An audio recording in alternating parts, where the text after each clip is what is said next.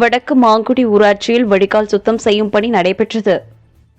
தஞ்சை மாவட்டம் அம்மாப்பேட்டை ஒன்றியம் வடக்கு மாங்குடியில் வடகிழக்கு பருவமழையை எதிர்கொள்ள தேவையான முன்னெச்சரிக்கை நடவடிக்கையாக ஊராட்சியின் முக்கிய வடிகால் வாய்க்கால்கள் தேசிய ஊரக வேலை வாய்ப்பு திட்ட தொழிலாளர்கள் உதவியுடன் வடிகால் சுத்தம் செய்யும் பணி ஊராட்சி மன்ற தலைவர் கலைச்செல்வி கனகராஜ் ஆகியோர் முன்னிலையில் ஊராட்சி செயலாளர் கார்த்திக் மேற்பார்வையில் நடைபெற்றது.